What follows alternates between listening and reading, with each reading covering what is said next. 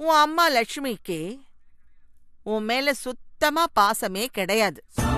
உன் புருஷன் மேலையும் உன் புருஷனோட அம்மா சாரதா மேலையும் உங்க அம்மாவுக்கு கொஞ்சம் கூட மரியாதையே இல்லைன்னு தெளிவா தெரியுதில்ல? இந்த பாட்டி நம்மள வெறுப்பேத்துறதுக்காக இந்த விஷயத்த சொன்னாலும் இவங்க சொல்றதும் ஒரு விதத்துல கரெக்ட் தானே. பூரணியோட சடங்கு விஷயத்த தென்றல் அம்மா முதல்ல நம்ம அம்மா கிட்ட தானே சொல்லியிருக்கணும். நீங்க ஏன் இந்த விஷயத்த தப்பா புரிஞ்சுக்கிறீங்க? எங்க அம்மா எங்க எல்லார் மேலயும் மரியாதையும் பாசமும் வச்சிருக்காங்க. ஆனா எங்க எல்லாரையும் விட நீங்க தானே பெரிய மனுஷி. நீங்க என் மாமியாருக்கே மாமியாராச்சே. அதனால ஒரு மரியாதைக்காக இந்த விஷயத்த முதல்ல உங்ககிட்ட சொல்லிட்டு அதுக்கப்புறம் பொறுமையா எங்க எல்லார்கிட்டயும் சொல்லலாம் அப்படின்னு நினைச்சிருப்பாங்க. இத போய் நீங்க தப்பா சொல்லிட்டு இருக்கீங்க. ரொம்ப சரியா சொன்ன தென்றல். நீ சொன்ன மாதிரி தான் இருக்கும். ஆமா தென்றல், நீங்க எல்லா விஷயத்தையும் ரொம்ப பக்குவமா கரெக்டா புரிஞ்சுக்கணும். ஆனா பாட்டி தான் எதையுமே இந்த வயசுலயும் சரியா புரிஞ்சுக்க கூடிய பக்குவம் இல்லாம இருக்காங்க. என்ன இவ நம்ம என்ன பேசினாலும் சாமர்த்தியமா மடக்கிறாளே.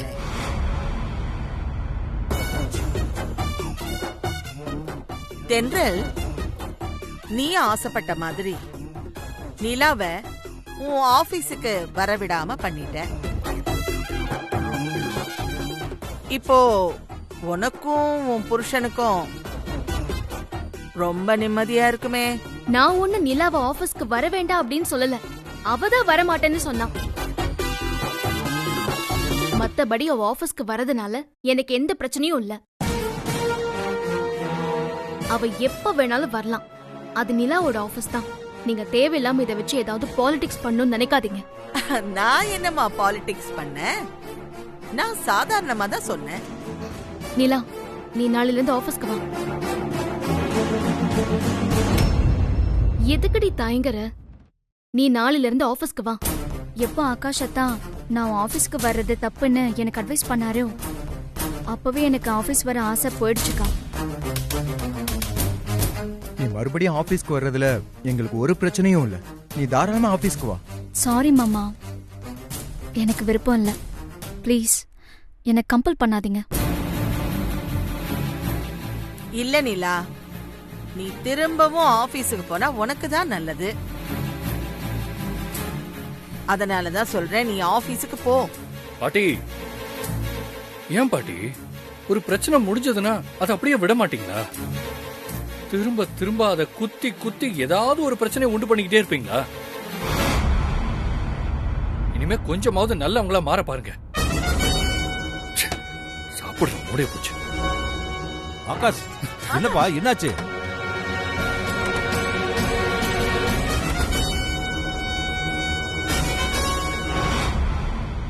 ஆண்டாள், ஒரு நாளாவது எங்களை வயிறு நிறைய சாப்பிட விடாம டைனிங் டேபிள்ல உட்காரப்ப இப்படி பேசி பேசி எல்லாருடைய மூடையும் கெடுக்கிறியே. உன்னை பார்த்தா எனக்கு ரொம்ப பெருமையா இருக்கு. நான் அப்படி என்ன தப்பா சொல்லிட்டேன்? அத்த, ஆகாஷ் சொன்னது உண்மையிலே உங்களுக்கு புரியலையா? இல்ல புரியாத மாதிரி நடிக்கிறீங்களா? ஆகாஷ் என்ன தெரியுமா சொல்லிட்டு போறான்? இனிமே ஒருத்தருக்கு ஒருத்தர் சண்டை மூட்டி விடுறது, பணத்திமர்ல ஆணவமா பேசுறது, அடுத்தவங்க மனச காயப்படுத்தி அதுல அசிங்கமா சந்தோஷப்படுறது, இது எல்லாத்தையும் நீங்க மொத்தமா மறந்துடுங்கன்னு சொல்லிட்டு போறான். நீங்க ஏன் தான் இப்படி இருக்கீங்களோ? யாரையும் நிம்மதியா சாப்பிட கூட விட மாட்டேங்கிறீங்க. இவெல்லாம் ஒரு ஆளு நம்மளை எதிர்த்து பேச ஆரம்பிச்சுட்டா. கூடிய சீக்கிரமே நிலாவையும் தென்றலையும் பிரிக்கணும். அதுக்கப்புறம் இருக்கு இவளுக்கு. ஏங்க சாப்பிடுவாங்க. பூர்ணி, நீ எந்திரிச்சு வா, பசிக்குதுன்னு சொன்னால சாப்பிடுவா. உங்க ரெண்டு பேரும் தான் சாப்பிடுவாங்கன்னு கூப்பிட்டுக்கிட்டு இருக்கேன். நீ செஞ்ச காரியத்தை நினைச்சா சாப்பிட கூட மனசு வரல. என்னங்க, நீங்க சாப்பிடறதுக்கு மனசு வராத அளவுக்கு நான் என்னத்த செஞ்சுட்டேன்? என்ன தெரியாத மாதிரி கேக்குற நீ? என்னதான் இருந்தாலும் சித்து தான் நம்ம வீட்டு முதல் மாப்பிள்ள, சாரதாமா தான் நம்ம வீட்டு முதல் சம்மந்தி.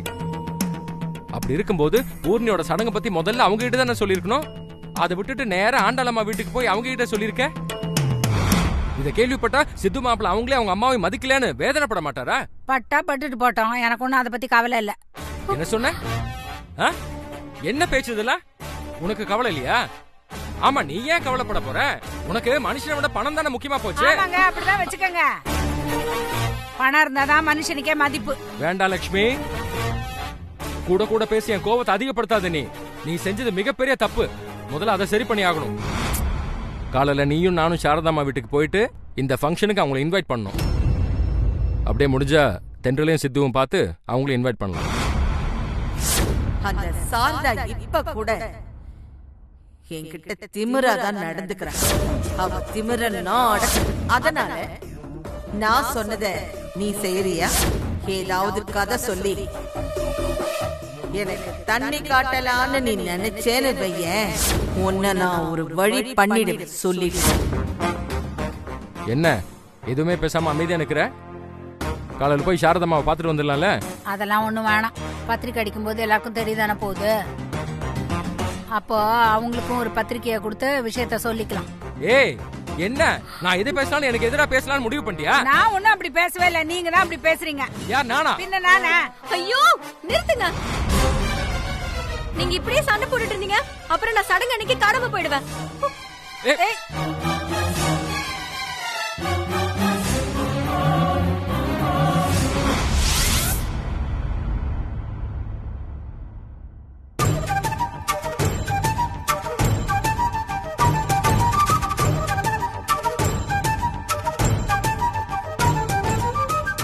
என்ன சார் பயங்கர யோசனையில இருக்கீங்க போல இருக்கு. என்ன அப்படி முறைக்கிற? சார் ஏன் இவ்ளோ டென்ஷனா இருக்கீங்க சொல்லுங்க. ஒருவேளை நீயும் நானும் புருஷன் பொண்டாட்டிங்கறத நான் யாழ்னிக்கு தெரியப்படுத்திட்டேனே, அந்த வருத்தமா? ஏய், நான் டென்ஷனா இருக்கேன் தெரியாத மாதிரி சமாளிக்க பாக்குறியா? என்ன பிரச்சனை உனக்கு?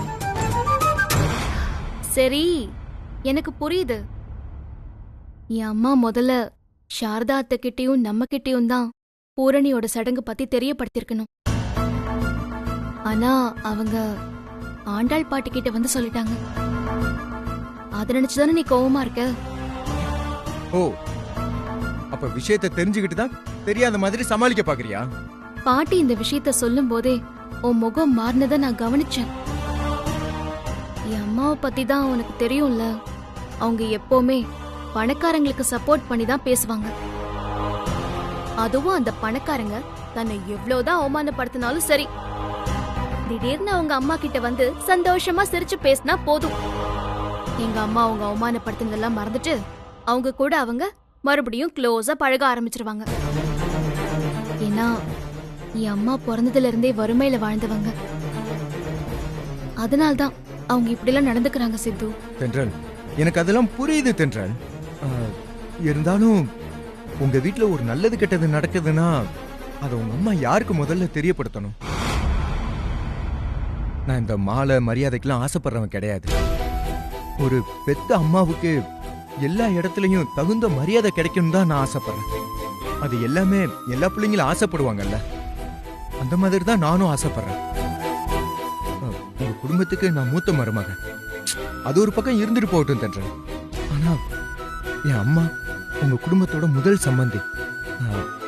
அந்த வகையில உங்க குடும்பத்தில் நடக்கிற எந்த விசேஷமா இருந்தாலும் முதல்ல எங்க அம்மா கிட்ட கலந்துகிட்டு தானே மத்தவங்களுக்கு எல்லாம் தெரியப்படுத்தணும். அதானே தென்றல் முறை. அப்பதானே என்னோட அம்மாவுக்கு உன்னோட அம்மா தகுந்த மரியாதை கொடுக்கறாங்கன்னு அர்த்தம். ஆனா பூர்ணி சடங்கு விஷயத்துல உன் அம்மா என்ன செஞ்சிருக்காங்க? இந்த விஷயத்தெல்லாம் என்னோட அம்மா கேள்விப்பட்டா எவ்வளவு வருத்தப்படுவாங்க. சித்து, எனக்கு எல்லாமே புரியுது. ஆனா எங்க அம்மாவை பத்தி கொஞ்சம் யோசிச்சு பாரு. அவங்க எப்பவுமே இப்படிதானே சித்து. இன்னும் சொல்ல போனா என் அம்மாவை பத்தி சாரதா அத்தைக்கு நல்லாவே தெரியும். அதனால இந்த விஷயம் தெரிஞ்சாலும் சாரதா அத்தை கண்டிப்பா வருத்தப்பட மாட்டாங்க. என்ன தென்றல் பேசுற நீ? அது எப்படி அம்மா வருத்தப்படாம இருப்பாங்க? எனக்கு அத்தைய பத்தி நல்லா தெரியும். அவங்க ரொம்ப பக்குவமானவங்க. கண்டிப்பா இதுக்கு வருத்தப்பட மாட்டாங்க. நீ ஒண்ணு கவலைப்படாத. இல்ல தென்றல், எனக்கு என்னமோ மனசு உறுத்தலாவே இருக்கு. அப்புறம் நாளைக்கு சடங்கு விசேஷம் நடக்கும்போது சபையில உங்க அம்மா அந்த ஆண்டாள் பாட்டியோட சேர்ந்துக்கிட்டு அப்புறம் என் அம்மாவே உன்னை இன்சல்ட் பண்ணிட்டாங்கன்னா அதெல்லாம் என்னால எப்படி தென்றல் பொறுத்துக்க முடியும்? நீ நினைக்கிற மாதிரி இந்த சடங்கு விசேஷத்துல என் அம்மாவும் ஆண்டாள் பாட்டியும் சேர்ந்துகிட்டு அத்தையையோ இல்ல என்னையோ ஏதாவது இன்சல்ட் பண்ணாங்கன்னா நீ எதையும் யோசிக்க வேணாம். 2 பேரையும் பட்டு பட்டு 4 அரை அரைஞ்சிரு. உண்மையாதான் சொல்ற சித்து. ஏன்னா உன் முன்னாடி உன் பொண்டாட்டியையோ உன் அம்மாவையோ யாராவது அவமானப்படுத்தினா அத பார்த்துட்டு நீ கண்டிப்பா சும்மா இருக்க கூடாதுதான். அதனால்தான் சொல்றேன், என் அம்மாவோ அந்த ஆண்டாள் பாட்டியோ சடங்கு விசேஷத்துல எங்களை ஏதாவது அவமானப்படுத்தினாங்கன்னா நீ நிஜமாவே அவங்கள அரைஞ்சிரு.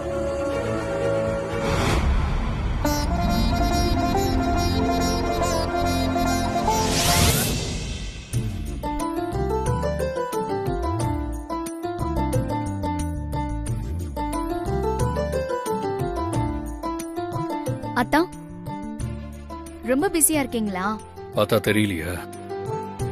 முக்கியமான ஒர்க்கை பார்த்துட்டு இருக்கேன். இல்ல, உங்ககிட்ட கொஞ்சம் பேசணும். பேசு.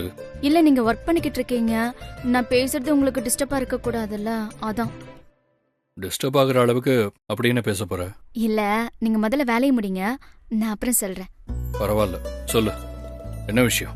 எங்க அம்மா பூரணியோட சடங்கு ஃபங்க்ஷனை ரொம்ப கிராண்டா பண்ணணும்னு ஆசைப்படுறாங்க. ஆனா அதுக்கு எங்க குடும்பத்துல வசதி இல்ல. அதுக்கு ஏன் அப்படி தயங்குற? அதான் எல்லா செலவையும் பாட்டி பாத்துக்கிறேன்னு சொல்லிட்டாங்கல்ல. பாட்டி பாத்துக்கிறேன்னு சொல்லிட்டாங்க, இருந்தாலும் உங்களுக்கு அதுல சம்மதமானு தெரிஞ்சுக்கதான். நான் என்ன சொல்ல போறேன்? பொதுவா நான் உன் குடும்பத்தையும் என் குடும்பத்தையும் தனித்தனியா பிரிச்சு பாக்குறதே இல்ல. எனக்கு 2 குடும்பமும் என் குடும்பம் தான். புரியுதத்தான், இருந்தாலும் நீங்க பூரணியோட சடங்கு விசேஷத்தை பத்தி எதுவுமே சொல்லாம இருக்கீங்களே. நிலா, நான் என்ன சொல்லணுங்கிற? அதான் சடங்கு நடக்க போகுது, பாட்டி எல்லாத்தையும் பாத்துக்கிறேன்னு சொல்லிட்டாங்கல்ல. உங்க அம்மா ஆசைப்பட்ட மாதிரி இந்த ஃபங்க்ஷன் ரொம்ப கிராண்டாவே நடக்க போகுது. இதுல நான் சொல்றதுக்கு என்ன இருக்கு? பாட்டி எல்லா செலவையும் பாத்துக்கிட்டாலும் என் பங்குக்கு என் தங்கச்சி பூரணிக்கு கொஞ்சம் எக்ஸ்பென்சிவா என் தங்கச்சிக்கு நகை ஏதாவது எடுத்து போடலாம்னு நினைச்சுக்கிட்டு இருக்கேன். தாராளமா போடு. இதெல்லாம் எதுக்கு என்கிட்ட சொல்லிட்டு இருக்க? அதான், உண்மையிலேயே உங்களுக்கு எந்த அப்செக்ஷனும் இல்லையா? நிலா, நீ என்ன கேக்குறேன்னு எனக்கு புரியல. நான் அப்செக்ஷன் தெரிவிக்கிற அளவுக்கு பூரணி என்ன எனக்கு சம்பந்தமே இல்லாத குடும்பத்துல பிறந்தவடா? இப்பாரு, நீ என்னோட ஒய்ஃப், பூரணி உன் கூட பிறந்த தங்கச்சி. அவளுக்கு நடக்க போற ஃபங்க்ஷன்ல நீ அவளுக்கு பெருசா செலவு பண்ணி நகை கிஃப்ட் எல்லாம் வாங்கி கொடுக்கறதுல எனக்கு என்ன பிரச்சனை இருக்கு போகுது? ஒரு நிமிஷம், என்னோட கார்டு குடி. பின் நம்பர் உனக்கே தெரியும். பூர்ணிக்கு எவ்வளவு காஸ்ட்லியா வேணாலும் நகை வாங்கி கொடு. உனக்கு பிடிச்ச மாதிரி, அதே நேரம் பூர்ணியும் சந்தோஷப்படுற மாதிரி நல்ல காஸ்ட்லியாவே நகை எடுத்து கொடு. இப்போ உனக்கு சந்தோஷம் தானே? ரொம்ப சந்தோஷம் அத்தா. தேங்க்ஸ் அத்தா. நிலா, நான் உங்ககிட்ட ஒரு விஷயம் கேட்கணும். கேளுங்க அத்தா. இல்ல, நீ வர வர பாட்டிக்கிட்ட ரொம்ப க்ளோஸா இருக்கிற மாதிரி தெரியுது. அது எதனாலன்னு தெரிஞ்சுக்கலாமா? சொல்லு நிலா. பொதுவா உனக்கு என் பாட்டியை பிடிக்கவே பிடிக்காது. அப்புறம் எப்படி திடீர்னு அவங்க கிட்ட இவ்வளோ க்ளோஸா பழகுற? அவங்களும் உங்ககிட்ட ரொம்ப சந்தோஷமா சிரிச்செல்லாம் பேசுறாங்க. இதெல்லாம் எதனாலன்னு எனக்கு புரியவே இல்லை. என்னத்த அப்படி கேக்குறீங்க? ஆண்டாள் பாட்டி தான் இப்போ நல்லவங்களா மாறிட்டாங்கல்ல. தப்பெல்லாம் மறந்துட்டு நல்லவங்களா மாறினவங்க கிட்ட நான் க்ளோஸா பழகுறது ஒன்றும் தப்பு இல்லையே. என் பாட்டி உண்மையாவே மாறிட்டாங்கன்னு நீ நம்புறியா? இல்ல உங்களுக்குள்ள வேற ஏதாவது பிளான் இருக்கா? பிளானா? ஐ மீன், நீங்க 2 பேரும் திடீர்னு இவ்வளவு க்ளோஸ் ஆனதுக்கு ஏதாவது ஒரு ரீசன் இருக்கான்னு கேக்குறேன். அப்படிலாம் ஒண்ணும் இல்ல தான், நாங்க யதார்த்தமா தான் பழகுறோம்.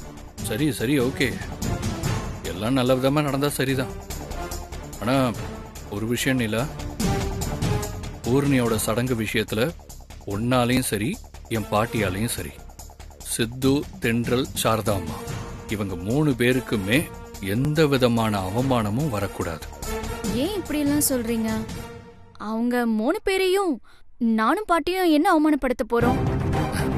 இல்ல அவமானப்படுத்துவீங்கன்னு நான் சொல்லல.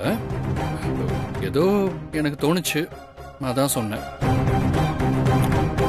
அவங்களுக்கு ஒரு சின்ன இன்சல்ட் கூட வராம நீயும் பாட்டியும் நடந்துக்கணும். புரியுதா? சரிங்க தான், எங்களால அவங்களுக்கு எந்த பிரச்சனையும் வராது. சரி நிலா, நான் இந்த ஒர்க்கை முடிச்சுட்டு அப்புறமா தூங்குறேன், நீ தூங்கு.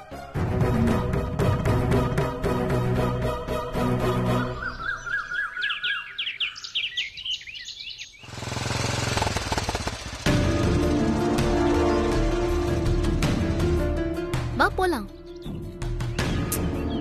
ஓய், ஏன் வண்டியிலே உட்கார்ந்துட்டு இருக்க? வா உள்ள போலாம். நான் எதுக்கு உள்ள வரணும்? என்ன இப்படி கேக்குற? நீ இந்த வீட்டோட மாப்பிள, அதுவும் மூத்த மாப்பிள. ஆமா, பொல்லாத மூத்த மாப்பிள. அந்த நினைப்பு உங்க அம்மாவுக்கு கொஞ்சமாவது இருந்திருந்தா பூர்ணியோட சடங்கு விஷயத்த அவங்க முதல்ல என் அம்மாவுக்கோ இல்ல நமக்கோல தெரியப்படுத்திருக்கணும். பூர்ணியை பார்க்கணும்னு சொன்னதுனாலதான் உன்னை கூட்டிட்டு வந்தேன். நீ மட்டும் உள்ள போய் பூர்ணியை பார்த்து பேசிட்டு வா, நான் இங்கே வெயிட் பண்றேன். ரொம்ப ஓவரா தான் பண்ற. இந்தா, நான் போய் பார்த்துட்டு வரேன். பூர்ணி, பூர்ணி, அக்கா அக்கா ஏய், அக்கா பூர்ணி, எப்படி இருக்க? நல்லா இருக்கேன்க்கா, நீங்க எப்படி இருக்கீங்க? நான் நல்லா இருக்கேன். என்ன உனக்கு சடங்காமே? சந்தோஷம் தானே? அட போக்கா, எனக்கு அதுல இன்ட்ரெஸ்டே இல்ல. ஏன் தான் இந்த ஃபங்க்ஷனை நடத்துறாங்களோன்னு இருக்கு. ஏன் இப்படி சலிச்சுக்கிற? ஃபங்க்ஷன் நடத்துறது சந்தோஷமான விஷயம் தானே? நீ வேற, இந்த ஃபங்க்ஷன்னால அம்மாவுக்கு அப்பாவுக்கு தேவலமா சண்டை தான் வந்துட்டு இருக்கு. சண்டையா? ஆமாக்கா, இந்த விசேஷத்தை பத்தி அம்மா முதல்ல சாரதா அத்தைகிட்டயும் உன்கிட்டயும் சொல்லாம ஆண்டல் அம்மா கிட்ட சொன்னது அப்பாவுக்கு சுத்தமா பிடிக்கல. அதான் அம்மாவுக்கு அப்பாவுக்கு சண்டை. அம்மா ஏன் தான் இப்படி இருக்காங்களோ தெரியல. இப்பதான் இந்த வீட்டுக்கு வர்றதுக்கு வழி தெரிஞ்சுச்சோ அம்மாவுக்கு? அம்மா, நீ செஞ்சது ரொம்ப தப்புமா. நான் என்னடி செஞ்சேன்? என்ன இருந்தாலும் நம்ம குடும்பத்துக்கு சித்து தான் மூத்த மருமக, சாரதா அத்தை தான் உன் மூத்த சம்பந்தி. நீ பூரணிக்கு சடங்கு செய்யறத முதல்ல அவங்க 2 பேர்கிட்ட தானே சொல்லிருக்கணும். எதுக்கு ஆண்டாள் பாட்டி கிட்ட சொன்ன? ஆமா ஆமா, உன் மாமியார் சாரதா அப்படியே பெரிய கோடீஸ்வரி. பூரணிக்கு சடங்கு வச்சிருக்கேன்னு சொன்னதும் ஒரு 5 லட்சத்தையோ 10 லட்சத்தையோ தூக்கி கொடுத்துருப்பா பாரு. பெருசா பேச வந்துட்ட. இதே ஆண்டாளம்மா கிட்ட சொன்னதுனாலதான் பூர்ணியோட சடங்கு செலவு மொத்தத்தையும் ஏத்துக்கிறேன்னு சொன்னாங்க. உன் மாமியாரால முடியுமா? அப்போ உனக்கு மனுஷங்களை விட பணம் தான் முக்கியமா? ஏமா இப்படி இருக்க? நீ எப்பதான் மாற போறியோ? பூரணி, நான் உனக்காக பூ வாங்கிட்டு வந்திருக்கேன், மறந்தே போயிட்டேன் பாரு.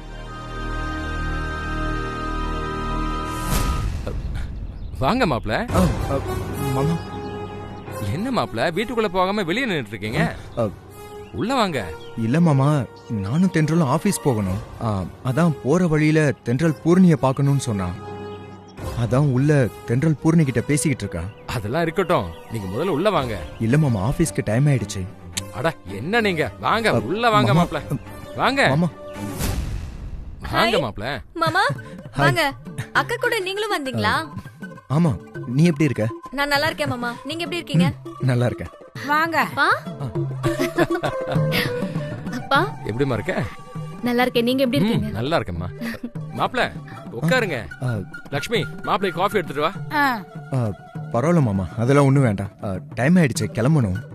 தென்றல் கிளம்பலாமா? பூரணி வரும்பா.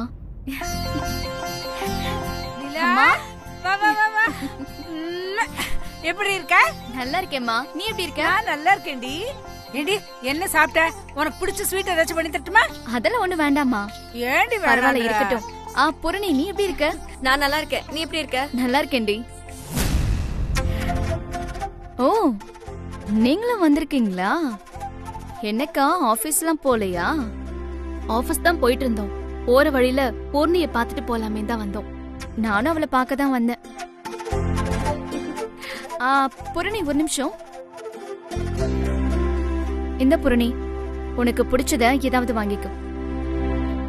பொடிடி, பொடி. எனக்கு வேண்டாங்க்கா. ஏன் வேண்டாங்கிற?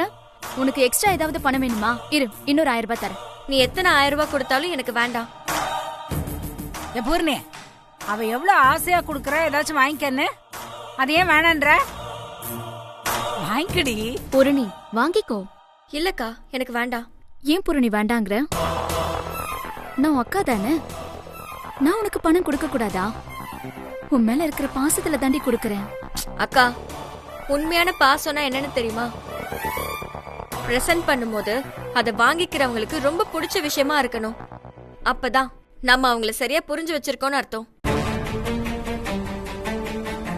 தென்றல் அக்கா என்ன சரியா புரிஞ்சுக்கிட்டதாலதான் எனக்கு எது பிடிக்கும்னு தெரிஞ்சு ஆசையா மல்லிப்பூ வாங்கிட்டு வந்து அவங்களே அவங்க கையால எனக்கு தலையில வச்சு விட்டாங்க.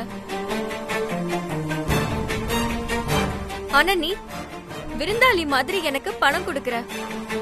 பாசத்தை கூட நீ பணமா தான் காட்டுவியாக்கா? இப்படி பணம் கொடுக்கறதுக்கு பதிலா வெறும் 10 ரூபாய்க்கு எனக்கு பிடிச்சது ஏதோ சாக்லேட்டோ பிஸ்கெட்டோ ஸ்டிக்கர் போட்டோ ஏதோன்னு வாங்கிட்டு வந்து கொடுத்தா நான் சந்தோஷமா வாங்கி இருந்திருப்பேன். நீ என்னன்னா பணத்தை கொடுக்கற. நெக்ஸ்ட் டைம் வரும்போது எனக்கு பிடிச்ச மாதிரி ஏதாவது வாங்கிட்டு வாக்கா, நான் சந்தோஷமா வாங்கிக்கிறேன்.